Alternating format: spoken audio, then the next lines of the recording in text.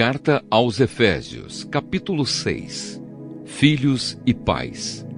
Filhos, o dever cristão de vocês é obedecer ao seu pai e à sua mãe, pois isso é certo. Como dizem as Escrituras, respeite o seu pai e a sua mãe, e esse é o primeiro mandamento que tem uma promessa, a qual é: faça isso a fim de que tudo corra bem para você e você viva muito tempo na terra. Pais, não tratem os seus filhos de um jeito que faça com que eles fiquem irritados. Pelo contrário, vocês devem criá-los com a disciplina e os ensinamentos cristãos. Escravos e seus donos. Escravos, obedeçam com medo e respeito àqueles que são seus donos aqui na terra. E façam isso com sinceridade, como se estivessem servindo a Cristo. Não obedeçam aos seus donos só quando eles estiverem vendo vocês, somente para conseguir a aprovação deles. Mas, como escravos de Cristo, façam de todo o coração o que Deus quer. Trabalhem com prazer, como se vocês estivessem trabalhando para o Senhor e não para pessoas. Lembrem que cada pessoa, seja escrava ou livre, será recompensada pelo Senhor de acordo com o que fizer. Donos de escravos, tratem os seus escravos também com respeito e parem de ameaçá-los com castigos. Lembrem que vocês e os seus escravos pertencem ao mesmo Senhor que está no céu, o qual trata a todos igualmente. A armadura do cristão. Para terminar, tornem-se cada vez mais fortes, vivendo unidos com o Senhor e recebendo a força do seu grande poder. Vistam-se com toda a armadura que Deus dá a vocês para ficarem firmes contra as armadilhas do diabo. Pois nós não estamos lutando contra seres humanos, mas contra as forças espirituais do mal que vivem nas alturas, isto é, os governos, as autoridades e os poderes que dominam completamente este mundo de escuridão. Por isso, peguem agora a armadura que Deus lhes dá. Assim, quando chegar o dia de enfrentarem as forças do mal, vocês poderão resistir aos ataques do inimigo e, depois de lutarem até o fim, vocês continuarão firmes sem recuar. Portanto, estejam preparados, usem a verdade como cinturão, vistam-se com a couraça da justiça e calcem como sapatos a prontidão para anunciar a boa notícia de paz. E levem sempre a fé como escudo, para poderem se proteger de todos os dardos de fogo do maligno. Recebam a salvação como capacete e a palavra de Deus como a espada que o Espírito Santo lhes dá. Façam tudo isso orando a Deus e pedindo ajuda dele. Orem sempre, guiados pelo Espírito de Deus. Fiquem alertas. Não desanimem e orem sempre por todo o povo de Deus. E orem também por mim, a fim de que Deus me dê a mensagem certa, para que quando eu falar, fale com coragem e torne conhecido o segredo do Evangelho. Eu sou o embaixador a serviço desse Evangelho, embora esteja agora na cadeia. Portanto, orem para que eu seja corajoso e anuncie o Evangelho como devo anunciar. Saudações finais. Tíquico, nosso querido irmão e fiel servo no trabalho do Senhor, lhes dará todas as notícias a meu respeito, para que vocês possam saber como estou passando. Eu o estou enviando a vocês para que ele conte como todos nós aqui estamos passando, a fim de que vocês fiquem animados com as informações que ele vai dar. Bênção. Que Deus, o Pai e o Senhor Jesus Cristo deem a todos os irmãos paz e amor com fé, e que a graça de Deus esteja com todos os que amam o nosso Senhor Jesus Cristo com um amor que não tem fim. Provérbios, capítulo 16. As pessoas podem fazer seus planos, porém é o Senhor Deus quem dá a última palavra. Você pode pensar que tudo o que faz é certo, mas o Senhor julga as suas intenções. Peça a Deus que abençoe os seus planos e eles darão certo. O Senhor fez tudo para certos fins, e o fim dos maus é a desgraça.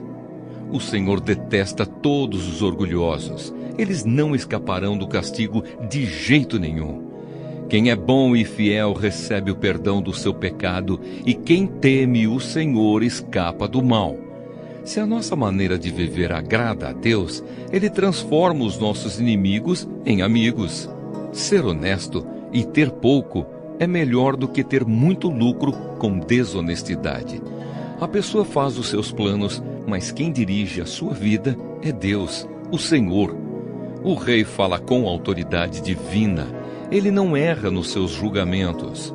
O Senhor fez os pesos e as medidas, por isso quer que sejam usados com honestidade. Os reis não toleram o mal, porque o que torna forte um governo é a justiça. O rei se alegra em ouvir a verdade e ama os que dizem coisas certas. Quando o rei fica com raiva, há perigo de morte, mas o sábio o acalma. Quando o rei fica contente, há vida. A sua bondade é como a chuva da primavera. É melhor conseguir sabedoria do que ouro. É melhor ter conhecimento do que prata. As pessoas honestas se desviam do caminho do mal. Quem tem cuidado com a sua maneira de agir, salva a sua vida.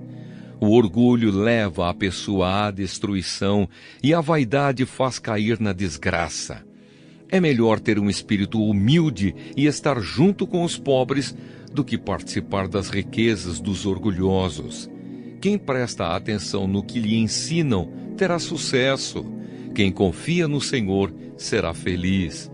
Quem tem coração sábio é conhecido como uma pessoa compreensiva. Quanto mais agradáveis são as suas palavras, mais você consegue convencer os outros.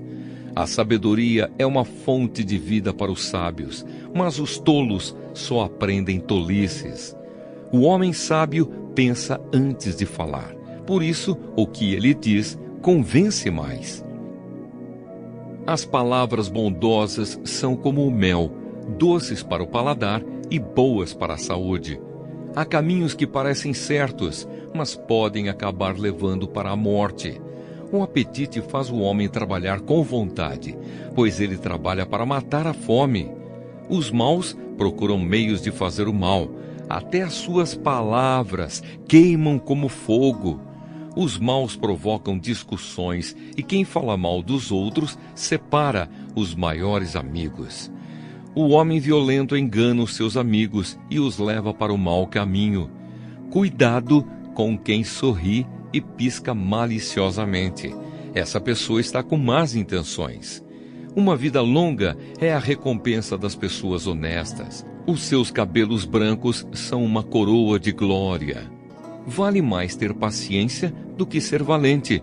É melhor saber se controlar do que conquistar cidades inteiras.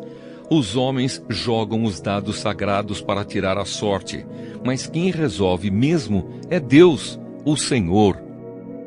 Carta aos Romanos, capítulo 9. Deus e o seu povo. O que eu digo é verdade. Sou de Cristo e não minto, pois a minha consciência, que é controlada pelo Espírito Santo, também me afirma que não estou mentindo. Sinto uma grande tristeza e uma dor sem fim no coração por causa do meu povo, que é a minha raça e meu sangue. Para o bem desse povo, eu mesmo poderia desejar receber a maldição de Deus e ficar separado de Cristo. Eles são o povo escolhido por Deus.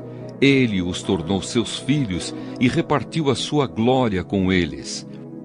Deus fez suas alianças com eles e lhes deu a lei, a verdadeira maneira de adorar e as promessas. Eles são descendentes dos patriarcas, e como ser humano, Cristo pertence à raça deles. Que Cristo, que é o Deus que governa todos, seja louvado para sempre. Amém. Eu não estou dizendo que a promessa de Deus tenha falhado. De fato, nem todos os israelitas fazem parte do povo de Deus. Nem todos os descendentes de Abraão são filhos de Deus. Pois Deus disse a Abraão: por meio de Isaque é que você terá os descendentes que eu lhe prometi. Isso quer dizer que os que são considerados como os verdadeiros descendentes de Abraão são aqueles que nasceram como resultado da promessa de Deus e não os que nasceram de modo natural. Pois quando fez a promessa, Deus disse a Abraão o seguinte: no tempo certo eu voltarei e Sara, sua mulher, terá um filho. E mais ainda, os 2 filhos de Rebeca tinham o mesmo pai, o nosso antepassado Isaque. Mas para que a escolha de um deles fosse completamente de acordo com o plano de Deus, o próprio Deus disse a Rebeca: o mais velho será dominado pelo mais moço. Disse isso antes de eles nascerem e antes de fazerem qualquer coisa boa ou má. Assim ficou confirmado que é de acordo com o seu plano que Deus escolhe aqueles que Ele quer chamar, sem levar em conta o que eles tenham feito. Como dizem as Escrituras Sagradas: eu escolhi Jacó, mas rejeitei Esaú. O que vamos dizer então? Que Deus é injusto? De modo nenhum. Pois ele disse a Moisés: terei misericórdia de quem eu quiser, terei pena de quem eu desejar. Portanto, tudo isso depende não do que as pessoas querem ou fazem, mas somente da misericórdia de Deus. Porque, como está escrito nas Escrituras Sagradas, Deus disse a Faraó: foi para isto mesmo que eu pus você como rei, para mostrar o meu poder e fazer com que o meu nome seja conhecido no mundo inteiro. Portanto, Deus tem misericórdia de quem Ele quer e endurece o coração de quem Ele quer. A ira e a misericórdia de Deus. Algum de vocês vai me dizer: se é assim, como é que Deus pode encontrar culpa nas pessoas? Quem pode ir contra a vontade de Deus? Mas quem é você, meu amigo, para discutir com Deus? Será que um pote de barro pode perguntar a quem o fez: por que você me fez assim? Pois o homem que fez o pote tem o direito de usar o barro como quer. Do mesmo barro, ele pode fazer 2 potes, um pote para uso especial e outro para uso comum. E foi isso que Deus fez. Ele quis mostrar a sua ira e tornar bem conhecido o seu poder. Assim suportou com muita paciência os que mereciam o castigo e que iam ser destruídos. Ele quis também mostrar como é grande a sua glória que Ele derramou sobre nós, que somos aqueles de quem Ele teve pena e a quem Ele já havia preparado para receberem a sua glória. Pois nós somos aqueles que Deus chamou, não somente os que são judeus, mas também os não-judeus. Isso é o que ele diz no livro de Oséias: aqueles que não eram meu povo, eu chamarei de meu povo. A nação que eu não amava, chamarei de minha amada. E no mesmo lugar onde foi dito: vocês não são o meu povo, ali eles serão chamados de os filhos do Deus vivo.